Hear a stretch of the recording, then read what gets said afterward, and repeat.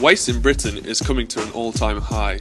This documentary will look at the need, the mass participation and the urgency for the world to start recycling as we welcome you to Environ MENTAL about recycling. First of all, we spoke to environment and media student Sam Askins. Our environment is changing in very many ways. Like we're now getting like the warmest winters that we've had in such a long time. At the same time, we're also getting coldest winters, warmer summers. We're getting extreme weather conditions like floods and snow and sleet when we least expected, and the conditions of the environment are changing drastically. It's obviously under a lot of pressure. Since kind of cars were invented, they've just grown and grown and grown. And as cities get more and more traffic, they just get clogged up. And unless we can find more efficient ways of transporting people, we're just going to grind to a halt, really.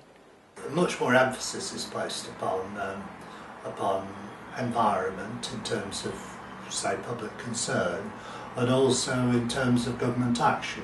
Taking action to manage waste, to manage nature, to recreate habitats, those sorts of things. I think recycling side of things. I mean, as a down to each individual, it's very easy to say that what I do, how is that going to make any difference? Which is, to some degree, I do agree on. But if everyone had that attitude, we would sadly not get anywhere.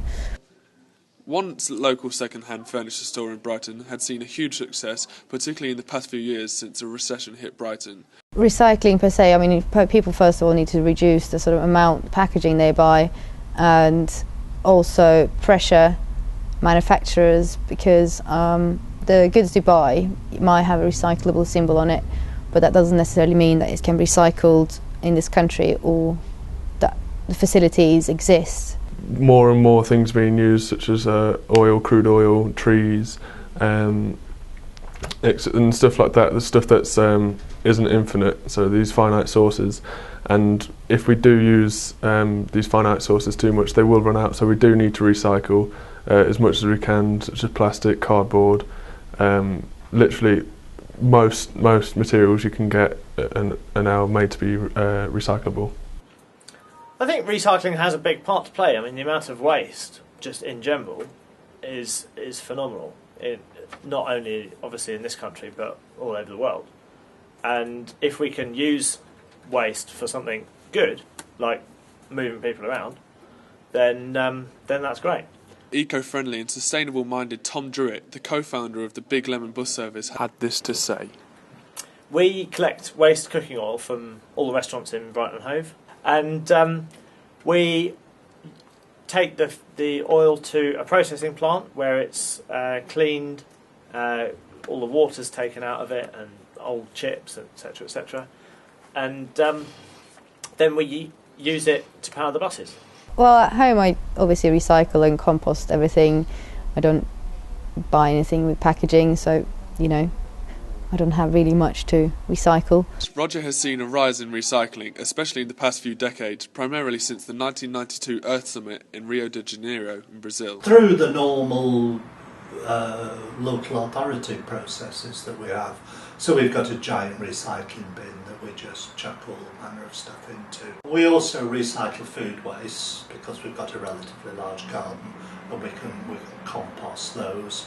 And from time to time we recycle clothing and those sorts of things. Most of my food packaging and any other packaging that I have is I do recycle. The van that collects the waste oil runs on biodiesel as well, so the whole thing is as kind of closed loop as possible. Currently in Britain, only 7% of the energy used in transportation is recycled fuel, such as the Big Lemon's biofuel.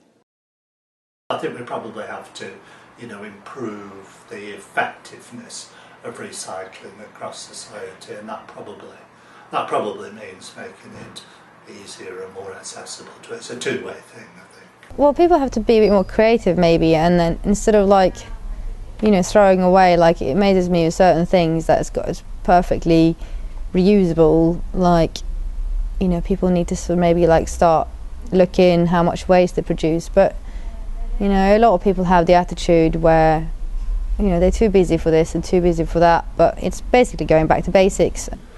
Definitely recycle, because I think a lot of people, they do subliminally recycle, but they don't actively go out and do it. If they were needed to walk 20 foot further to put it in a recycling bin, or just a waste bin in front of you, they'll just put it in the waste bin.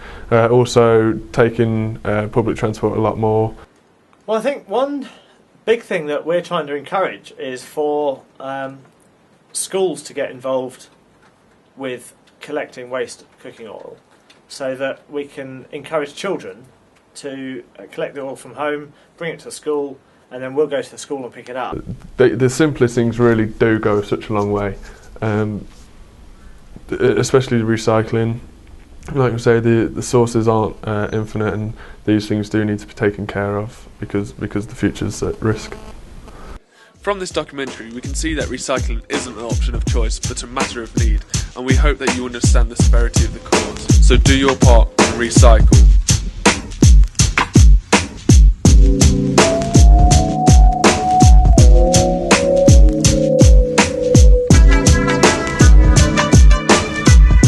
Recycle. The possibilities are endless.